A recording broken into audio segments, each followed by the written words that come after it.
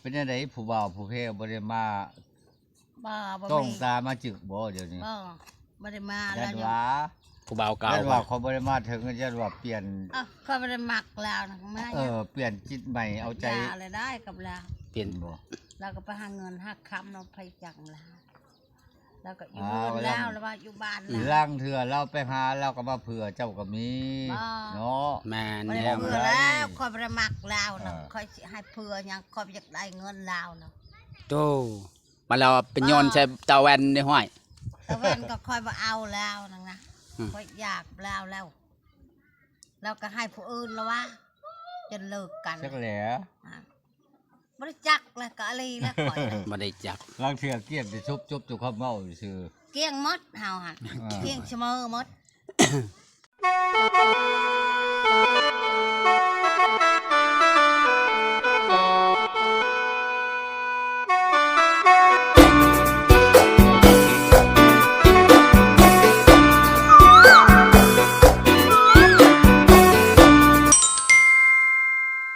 สบายดีสบายดี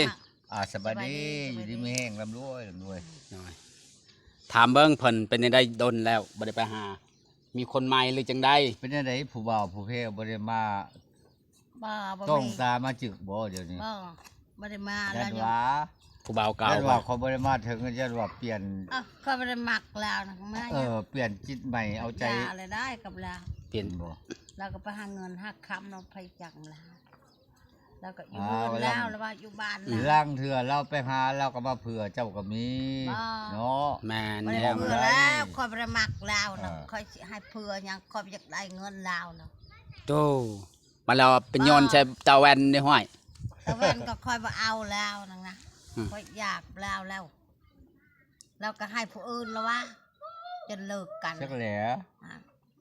บ่ได้จักแล้วก็อะไรแล้วข่อยบ่ได้จักล่างเถื่อเกลียดสิชุบจุความเมาซื่อเกี้ยงมดเฮาหั่นเกี้ยงเสมอมดมันสิเว้าได้คันเราบ่มักแล้วก็อย่าเลยเราบ่มาหาคันเรามาหาก็เว้าน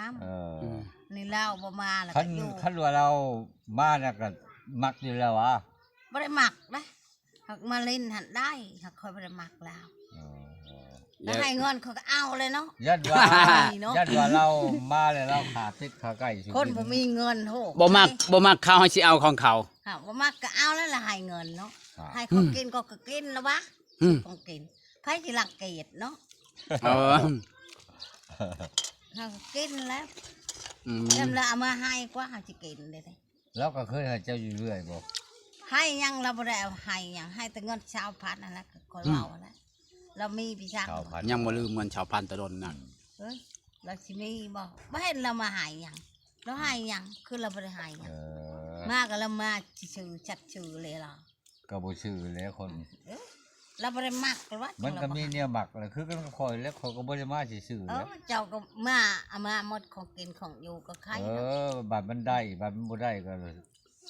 เขาใจได้เลยแล้วเจ้ามาด้วยความมักเลยเนาะบาดมันบ่ได้เนาะยันว่าบ่เห็นตูมีมาหามาไกลแล้วปัดไปจะไปมีกลับไปผู้บ่าวเก่าพันชาหรือผู้บ่าวใหม่บ่ได้บ่หันเรามาเล่นปากน้ำซื่อบ่ได้มักแล้วนั่นล่ะมักผู้ใหม่ก็แล้วแต่ฉะนั้นเรามีเงินแต่งตกเราแต่งว่านำลาวหันว่ชื่อบัดว่านำตูมีได้เฉพาะแบบใดว่าให้เราคันเรามักก็เอาแล้วเถอะฉะนั้นเรามาแต่งกว่าฉะนั้นเรามาขอก่อนเนาะมันยังบ่มีเงินเราจะมาปีใดเราจะมาขอจักแล้วไว้ถึงก็ได้แล้ววะมันเฮิงไรคันว่ามีผู้มักดาวเอาบ่ได้ว่าดาวบ่ได้ดาวแล้วมันดาวของดาวเนาะอ้าวก็ดาวก่อนละว่าเนาะครึ่งนึงบ่ได้ดาวเนาะบางคนเขาก็ดาวก็ได้ได้แฟนแล้วเจ้าเคยดาวคอยดาวบ่ได้ก็แล้วว่ากินก่อนพลหลังก็บ่ได้เนาะบ่ได้สำดาวแล้วแบบว่าเฮาเอาพอฮิตของประเพณีตามฮิตของประเพณีบัดนั้นบัดมีแล้วก็แต่งแล้วก็จ่ายหั่นนะมาทอกทีเดียวบ่ได้เราโอ้แล้วก็ตัดสินใจว่าบ่ได้ดาวบ่ได้เฮ็ดจังได๋ชงของสิได้จะบ่แบบนี้จังว่าได้แล้วคันตั้งใจเนาะตั้งว่าแล้วเนาะตั้งใจบัดนี้เว้ามื้อนี้ลืมมื้อนี้หั่นก็บ่จักบ่ลืมแล้วเขาจะลืมจะได้เคยสิลืมจักแลบ่มักก็คันว่าคอยลืมคอยบ่มาหาเจ้าดอก มาหาอะไรยันว่าตัวตรงบ่มี มาเจ้าจิตใจตูบ่จิตใจตูหันอยู่พี่เนาะ ค แม่ นเฮาเขา จิตใจเราอยู่พี่ มักละหาเลยบ่ได้ก็หาคือเพิ่นว่าบ่มาก็กูใช่แล้วเนาะ โยกหาแล้วหาบ่ได้ หาบ่ได้แล้วเฮ็ดได้บัดนี้พา ก็หาไปเรื่อยๆจนได้ อืม หาจนได้ไปแล้ว บ่เขาก็จะว่าสาวอันบรรลุมีแผ่นแล้วหรือบ่อ้ายอยากมาขอติดต่อเป็นลูกเป็นเมีย บ่มีไผโสดอย่างเดียวบ่มีไผมาตามต่อย โสดแต่พ่อเบ้าเนาะ คันค่อยมีผู้บ่าวก็เอาแล้วเขาจะมาขอแล้วปัด อ๋อ วันนี้บ่มีไผเขาบ่ได้มักบ่ได้เนาะมัก มี แต่สิเจ้ามาหานี่ คันว่ามีมันก็บ่ได้คันคือไก่ผู อืม ค่อยหันคันโลดค่อย ค่อยก็บ่ เออ ฮู้ ค่ นะ อยจะบอกจ้ะอะไรค่อยคันบอกเจ้าโลด อืม จังแล้ว บ่มีไผเลยนะ บ่ว่าเดี๋ยวสิคันบอกก็ยันเม็ดจิลี บอกโลดว่ามีผู้บ่าวหั่น จัน น่ะ เม็ดจิลีปันบักหอยตกน้ำฮะ บ่บอกบ่หรอกข่อยบ่เคยถามเจ้าโลดคันข่อยมีผู้บ่าวหั่นปากเขาบ่ได้อยู่บ้านเก่าข่อยบอกเขาเจ้าโลดอันนี้บ่มีไผเขาบ่ได้เคยไปใส่ข้ามันลงตะเฮือนไปตักน้ำหั่นลงตะเฮือนไปหาพื้นน่ะไปหาพื้นถามกูจังคั่น ตักน้ำอยู่ใส่ พวกเราตำหนักช้างอยู่คนน้ำใส น้ำช้างไผ่ชาวแพงฮะ บ่ไม่ได้ไปนะน้ำละบกเลยได้อยู่คน เออ มันสิบกเลยนะเดี๋ยวถึงอาบถึงกินเนาะ นั่นน้ำไม่ได้ออกแต่ คือการของมันอยากเลิกแล้วน้ำอยู่บนนะ บ่ นี่ขุดอยู่ เป็นได้จิตใจเจ้ามาเห็นเรามาหาเนี่ยเป็นจะได้จิตใจของเจ้าฮะ ก็เป็นอย่างนั้นฮะแล้วคือเก่าฮะเนาะมัก เป็นจะได้กันดีใจบ่หรือเป็นจังได ดีใจอยู่หรอก จะได้มาเห็นหน้า เคยอยู่ก็คิดฮอดกัน เคยมาเลยเนาะ เอา ก็มักกันคือกันคือเก่าหักมักอยู่นี่แหละไปอยู่ ยัน นี่ ว่ามักแต่พ่อเบ้าสิก็มีเนาะมันบ่ได้ดอกคนเฮาเนาะ บ่ แต่ ก็ ความ มัก เบา เบิ่งล่ะ บัดสิเอาลีไปถอยหลัง อาชีพมาคอนะ แต่คนเฮาว่าแต่มันเปลี่ยนจิตใจมันได้คน บ่ เฮา ได้เปลี่ยนเชฟมาอีกแล้วเช็ดบ่ได้เปลี่ยนในหลุงนี้บ่ได้อะไรได้ มักแห้งจำได ก็แห้งสมัครแต่เก่าอะไรเนาะเฮ็ดได้จักเฮ็ดได้ข้อยก็บ่จักแนวเว้าเนาะ ถึกสเปกอยู่บ่ตำจะเบิ่งลาวคือเบิ่งคักจ้ะ ถึ ถึกสเปกเจ้าอยู่บ่แบบนี้ ถึกสเปกอยู่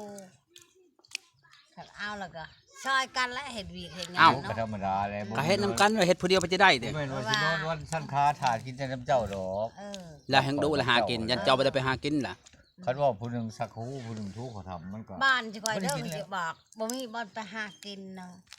ทั้งนี้ก็น้ำทั้งนั้นก็ชวน หากินเปล่าเป็นปลาแล้วน้ำก็ทั้งมันบ่มีน้ำเขาสิหากินเป็น เนาะ ขุดกบขุดเขียดก็แคมน้ำไปนะ ชวนไปเฮาไปหาขุดเขียดก็ได้ไปหาขุดกระโปก็ได้ไปหาเห็ดหาหอนก็ได้ เดี๋ยวนี้มันบ่คือเก่านั่นเด้อมันบ้านน้อยบ่หลายคนคือว่านะ ปัญญามเฮ็ดออกได้จะไปหาได้ว่าเฮ็ดงอก ไปหาตามอันนี้เราก็จะเห็ดชวนมาแล้วมันแปลนมาแล้วอาหารนี่ใช่อยู่ชื่อกิน อืม หาเงินชื่อกินไหนบ่ได้หานังใดทีนี้เนี่ยน้ำใหม่ก็บ่มีเนาะ บ่มีเลย อืม จะว่าหยังฝนตกกับบ่ดูดีคือจะว่ามันเถือกันแรงบ่ได้เฮ็ดนาเชียมันเป็นในนั้นแหละบ้านที่ข่อยได้เฮ็ดกับพูนเดือน7เดือน8เดือน9พุ่นดำนาจนฮอดเดือน10 เรียกว่าน้ำสิข้างเนาะ บ่มีไหน เพราะว่าบ่เคยแล้วว่าดำจากเดือน7เดือน8ฉันบ่เคยจักเทื่อมีแต่เดือน9เดือน10พุ่นแหละดำนา FC หลายคนก็มื้อใดดิตูมีจะไปหาแม่ใหญ่เหี่ยวเขาว่า บ่เห็นมาเนาะ เลิกกันแล้วบ่เพิ่นว่า แล้วเพิ่นบ่ได้มา แต่ว่าแม่ใหญ่เหี่ยวมีคนใหม่แล้วบ่จักเพิ่นว่า บ่มีไผดอก แต่ว่าญาติเฉวียวแหละเราเลิกเจ้าของสิ บ่ บ่ ได้ ได้ เลิ เลิ ก กดอก กง่ายดอก ค่อยก็นึกแน่อยู่ไปใช้ก็โอ้บ่ได้ไปลิ้นน้ำ เจ็บ เช้า ตาชองมือนะคอย ยังเฮ็ดตา บ่ได้ไป ก็ ลิ้นน้ำ แด เช้า ดหอนแดดหนาวแล้วก็เจ็บ บ่ได้ไปลิ้นน้ำเช้าเหี่ยวอ่ะ เห็นมาตาจนตุง อืม เจ็บอะไรชุบเบิ้งยังบ่เห็นผูกเบิ้งเด้อ เพิ่นอยากเป็นข้างๆว่ะ มันยังบ่มีเงินเลยเนาะจักสิซื้อ รอเงินเดือนออกก่อนสิซื้อรถใหม่เนาะพ่อใหญ่ อ่า คันมีรถโอ้เขาอยู่ขับเช้าพ่อใหญ่ไปหามาหาเจ้าดุพดจนจะเบื่อพุ่นแล้ว เออ ยันเจ้าเบื่อยันเที่ยวเป็นห้องทางเท่านี้ เบื่อแล้วที่ได้มาเขากินเขาอยู่เขา อ้าวบัดบ่มีแล้วของกินอยู่เนาะมาหาอยู่พี่แล้วเนาะพ่อใหญ่ เออ มันถือก็ชวนไปหาอยู่หากินแถวนี้แถวห้วยแถวห้องพุ่นแล้ว จะหาในไหนทางนี้ โอ้ยหาก็ได้นะแถวจิมเจ้านี่แหละกินเจ้าหาบ่เป็นซื่อ หาแต่ปลาอะไรทางไหนเนาะบ่มีจัง ป่าเป็นแห้งแซ่บแล้ววะใครในลานเจ้าวะนะฮะ เออ มันจะกินข้าวอันนี้ให้มันกินเอาไปเลย นี่ กินนะ นี่มาเมื่อนี่ ไป กินมา เอาให้ร้านเจียงพริกนั่นเอาให้นะ เออมัน ของโม่ ยกมาเลยแล้วก็ตอกนี่แล้วเขาไปให้เขาเลย จับเอาเบอร์เถอะเลยนะ ยกรถยกไปให้ลานเขาอยากกินข้าว เออ แล้วมีข้าวฮะ เอาไปหน่อย ข้าวมันเอามาเป็นอะไรอ่ะ มาบุทันเรา ก็เลย มาฮอดกันแล้วก็บ่มีแนวสิเว้า เออ คันอยู่พนหันจมสิมาหาไม่ใหญ่เที่ยวปัดมาฮอดแล้วก็บ่มีคำเว้า ก็คือการอะไรมาหาแล้วก็มีคำเว่าคือกันนะครับจักชิเว่าเนี่ย นี่จะว่าว่าวแบบบ่เกี่ยวความมักนี่แหละหัดแต่ว่ามันบ่มีเงินมาขอเราเนี่ย อืม หา เจ้าอะ แล้วบ่มีก็เนาะ บ่ ขายแล้วเนาะ มันหา มันหา บ่ ได้มันใช้เดี๋ยวบ่เนาะ มีแต่ FC หลายคนว่าพี่ช้างคาดองบัดคือแพงกระดอกกระดอ อัน แต่ ซี่กับผักมาช่วยตี้เนาะ บ่ มาให้ตี้เนาะมาขอกันได้เนาะ โอ้ยมันเป็นแนวมัน เอา FC เอาเงินไหม ช่วยเนาะ เคย FC เขาจะเอายังไงไม่ใช่ไม่สวยเขาเบิ่งคลิปเฉยๆเอาแบบว่าพี่ใหญ่ไม่ใหญ่เหี่ยวคือว่าเอาแพงแท้คันหักมากกัน แต่ กา ถ้าคันละเอาหันแล้วจะเอาเงินนี่ใช่มาขอคันบ่แม่ผิดสีช่วยเนาะ ก็เงินละเองแล้วเงินลูกเงินหลานแล้วบ่ แล้วก็บ่มีแล้วเนาะ อ้าวก็มีคือกันคันมันบ่แพงเนาะพี่ใหญ่ กันละว่าเนาะ ระหวัง10ระหวัง10ปลายล้านใช่บ่เฮาปัดอายุปานนี้แล้วไปสิแต่งเป็นสาวสำน้อยเนาะก็เฮ็ดตามฮิตของประเพณีคนมัก แล้วคันว่าเสื้อผ้าเนี่ยมันก็ มารวมหน่อยจูบบ่แห้งแล้วเนาะพี่ใหญ่ เม็ดใหม่ๆมันก็สิได้บ่ ก็ ซะ เว้าเนาะ ก็ลดนั่นแหละเว้า จังนั้นจะเงินนี่เท่าเดียว บ่ เนาะ บ่ แต่ บ่ ว่า แม่น คน ดอกได้แต่เงินหันอยากได้ตำถูกตำยากนี่แหละตำนี้นี่แหละ จะได้ใจตุกๆตำยากคนกับ อยู่ร่วมกันก็ ทางผู้ชายก็บ่มีคือกัน เพราะแต่ได้กันแล้วช่วยกันหาเนาะพี่ใหญ่ นี่นั่นแหละ คนคำมักกัน จักเนื้อหาแล้วค่อยละ เขาเว้าแล้ว จักเนื้อหา คือจะเว้าให้นักจักเว้ากับจักล้านก็เพิ่นเว้า30 ล้านบ่30 ล้านคำอีกปอโทคำชั่วโมงนี่จะว่าเท่าใดบาทหนึง70,000พุ่น ชาติที่เฮาสิได้อยู่นำกันบ่เนาะ อยู่คือกันแล้วไปมากันอยู่ร่วมกันค่ะ มันค่าสินสอดมันแพงเกิน เนาะของเรานี่ มันแพงเกินเหตุเนาะพี่ ว่า ใหญ่ สิได้เอาเป็นลูกเป็นเมียนี่เด้อคือสิบ่ได้ดอกเนาะ ได้คือกันคันอยากเอาคันก็ว่าอยากเอามาจักแล้วเนาะคนเฮา เอาแล้วคันค่าดองมันพอพังนะเนาะพี่ใหญ่ ก็พังเนี่ยก็จำนี่เนาะ ก็ลงอีกหน่อยนึง FC หลายคนก็บอกว่าพลึกว่าปานว่าเชื่อกับเชื่อมือหนึงยังบ่มีไผใส่เพิ่นว่าโพดโพว่า เล่นกันเนาะแนวราคาจำนี่ หลายคนก็ว่าให้ตู้มีเนี่ยเอากับ มันใหญ่เขียวซะครับ มันสมกันแล้วเขาว่า สมกันแล้วค่าดองก็ลดลงแน่เพิ่นว่าเนาะจาก10 ล้านซะ ได้ยันกับเจ้าหันรถบ่ได้นะ มันบ่เกี่ยวดอกมันบ่เกี่ยวดอก ก็เลยนะ ลดบ่ได้แสดงว่าเจ้านี่คือจะบ่มีผัวแล้วซะบ่มีผัวย้อนเขาบ่มีเงินแต่งเนาะพี่ใหญ่ นี่คือการผูอยากแต่งอะไรหันเนาะอันนี้ค่อยบ่ได้หมักก็จะมาแต่งได้ แต่งก็บ่แพงปานนั้นดอก แต่งโอ้ยกันก็เว้าแล้วค่อยบ่ได้ลดเลยนะ เขาสิเอาเงินมาใส่กระดอกกระดอมาแต่งเงินชั่วโมงจำหายากจำมันบ่คือหาจะหาขุดกระโปก็ยังบ่อยากได้ แม่น บ่ได้ขายนั่งระบบบานค่อยมันดับแล้วก็ ฮะ เก็บบ่ได้ขาย อันนี้แหละเงินคือกันบ่มีแนวขายมันสิเอามาที่ใช้เนาะพี่ใหญ่ จักเจอที่หามันละบ้านที่เจ้ายังมีเนาะบ้านนี้มันหายังได้จ้ะว่า อันนั้นน่าจะไปเอาตัวมีพวกไปขุดกระโปอยู่นาอึดไปช่างกระโปเอาเป็นกระสอบ ก็กดขายแล้วเนาะอยู่คนสบาย เขาขายละโล15,000เนาะพี่ใหญ่ นะบ้านจะบ่ได้ขาย หมดนะ บ่ได้ขาย บ้านยังโชงขายเขาขุดขายโล15,000 บ่ได้ขา บ้าย น นะ ยังโชว์ขายนั่นแหละบ้านในเขต เขาขายสุดแสง ไปขุดข้าวเดียวก็ได้เป็นของหมดแล้วนั่นน่ะกระปุ โน่ ก น นะ นั่นเนาะเป็นแต่อยาก ชา เขา ติตัวเองไปขุด บ่ได้ นะ ขุดขายนะครับ ข้าว ใส่ เดียว ปากเขา ปัจจะกินหมดมันบ่ได้อึดขุดนาเฮาแฮงอึดไปช่างกระโปมีแต่ปู อะไร มีแต่หูกระโป ตื่นมาเลยหลอก ไปขุดเบิ่งชะมือหนึงแล้วเอามากิน ไปแต่เช้าไปขุดเอา จะแพงมากก็ ไปขุดกระปูเนาะอยู่นาพุ่นเนาะ คนละไปมีทุกกบทุกเขตมีอยู่ คันมานก็ได้กบได้เขียดเพิ่นเนาะว่าแต่กบเขียดก็มีผู้มานหั่นผู้บ่มานก็ได้แต่กระปู ชวนจะแปลงไปไม่ยักหน้าไม่จะอะไรแล้วเนาะ โอ้ยปันสิบ่ฮู้ไปหาจุมข่อยแล้วก็พาไปเลยมันสิยากจังคนเนาะ เออ แม่น ไปเพิ่นมาเพิ่นแล้วบ่มีหมอก็ พ่อใหญ่ ได้ พ่อใหญ่ต่อขาดองต่อขาดองด้วย FC เพิ่นจะพังให้เป็นต่อขาดอง ต่อ ก่อน กันเล่าว่าบ่รุดอยู่แล้วว่าเหี่ยวได้ชำใด FC ว่าให้ลงแหน่ขาดองมันโพด เนาะ โพ สมมา แพ ค ง รับ อะซ้ำนี่แหละเนาะเพื่อจะน่ะเอาแล้วทอกเลยแล้วหมดแล้วบ่ เอ้า บ่จักแล้วในนั้นเนาะ ถึก ก็ มา ลดได้ก็เตะ ลดได้เท่าใด 25 นี่แหละหมดเลย 25ให้ยัง26รับได้ เนาะ 25 บ่แม่น26นี่แหละก็ลดได้นะ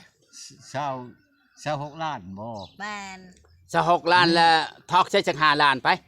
ค้างไว้ มีงัวบ่มีควายบ่ ก็มีแล้วควายงัวเคยเขาสิปะเนาะ คำได้มีบ่ มีแล้ว ฮะคำเป็นเอาอะไรไม่ได้คำกันเอา โอ้ใจเนี่ยอยากได้บาทนึงไปแล้ว โพูด บาทหนึ่ง ปะ คนใด ห่างกันกับบาทนึงคันถอกคันไปอะถอกรอบหันถอกเลยหันช่องชลึงมันเทานานก็เอา ขัดปะห่างกันจะเอาเป็นบาท เออ คันเขาทิมฮะ แมน อืม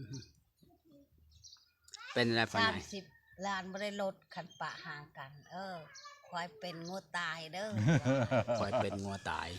อืม พังรู้เรา มันน้อยเด้อคันปะห่างกันไร คันบ่ปลาได้จ้ะ ก็ปะก็อยู่ในหันเลยเนาะ คันบ่ปลาหันเสียเท่าไรเงินฮะคันบ่ปลาฮะ ก็เชียร์บหลาย ซ้ำได้บ่หลายหันทอกครึ่งหนึงบ่ครึ่งหนึงเท่าไร นะว่า ก็ว่ามันแจ้งโลดเนาะ